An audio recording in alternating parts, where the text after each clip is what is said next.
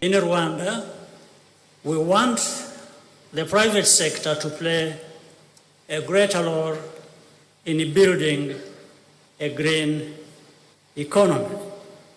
Our strategy is to position ourselves as an attractive destination for international climate financing and investment.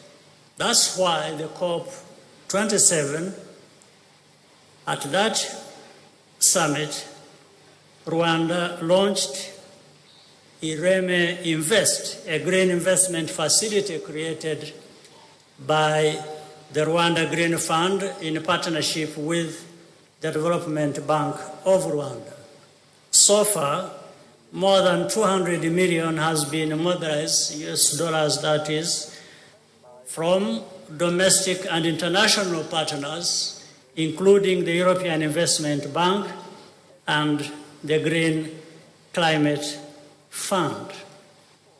We have also been working closely with the International Monetary Fund as a participant in the Resilient and Sustainability Trust.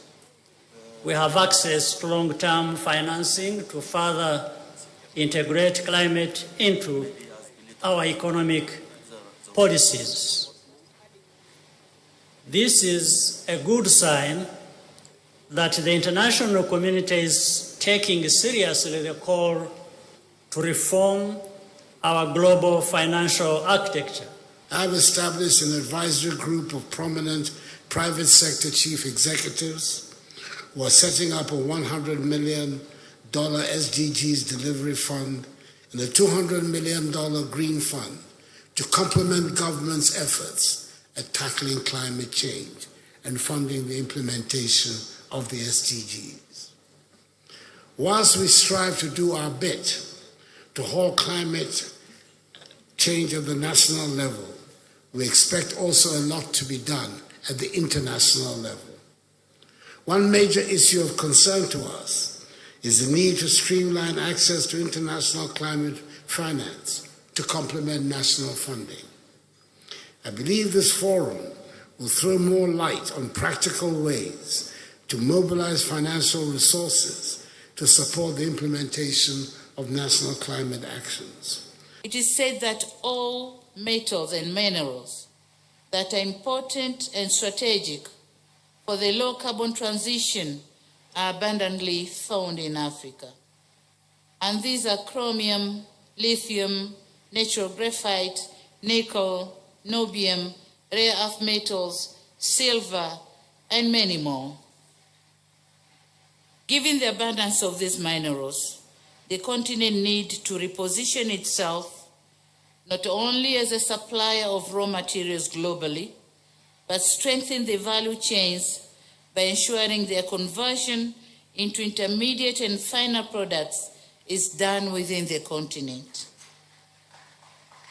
As critical minerals, as they were called critical minerals, they have to make critical contributions to our internal revenue collection and employment creation. They also have to contribute critically in the environmental protection in our countries. So having all these, Africa has to stand firm to use the materials for our own development. Excellencies, human capital dividend in Africa is another force to reckon. To avoid the past mistakes in the history of our continent, we need to focus on human capital advancement by training our own people, especially youth, so as to be able to reap from these vast opportunities. We need to consider the climate crisis as an opportunity to address the youth unemployment challenges. The Ethiopian Green Legacy Initiative that has been mentioned again today, that was launched in 2019, has succeeded in planting 25 billion seedlings on the degraded landscapes by mobilizing volunteers throughout the nation.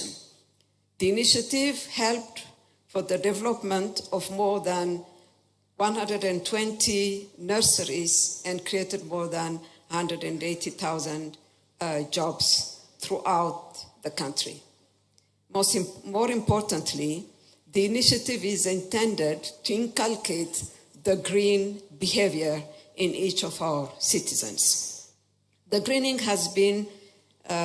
initiative has been scaled up into fruit-bearing perennial trees, thereby directly linking the initiative with our food system transformation strategy. In the agriculture sector, Ethiopia has achieved notable progress in enhancing its wheat production, effectively transforming a deficit of 15 million metric tons in 2019-2020 into a surplus of 65 million quintals in 2022-23. I think this achievement has enabled Ethiopia to meet not only its domestic need, and in fact commence with exports. This gives me a good opportunity to thank the African Development Bank, and most particularly its president, my young brother, for the support that was given to us. The climate crisis affects everybody, but particularly it has devastating consequences, life and death consequences, for the very poorest and most vulnerable. And they come from countries who didn't help cause it. But my friends, we still have a choice. We can continue to talk amongst each other, seeking perfection or even casting blame, while the world literally burns. Or we can choose to transform our future. We can choose to shape it. To do so, we've said all along, we need to take action now, and at the pace and the scope that matters. And why with such urgency? We now live in a world of superlatives. I call it the season of superlatives, the hottest, the rainiest, the warmest. Everything is breaking new barriers and new records for the Guinness Book of World Records. And yet every day we continue to do nothing or enough as we see the impacts of the climate crisis. We need to stop talking and we need to do. The Bridgetown Initiative is an action plan that we've identified to make the world a better place, only because we live in a world where capitalism and money dominate so much that unless we unlock the financing mechanisms, we're not going to be able to take the necessary action at scale and with speed. At its core, the Bridgetown Initiative sets out how we can rebuild the international financial architecture to be fit for purpose, so that countries like ours and yours are no longer disadvantaged by systems that were not built with us in mind when they were established. Now is the time to do what needs to be done. There's no other word. N-O-W, a simple three-letter word, now. We are at the crossroads for humanity. And this, my friends, is a time when political will, matched by the recognition of our reality, will make all the difference in the world.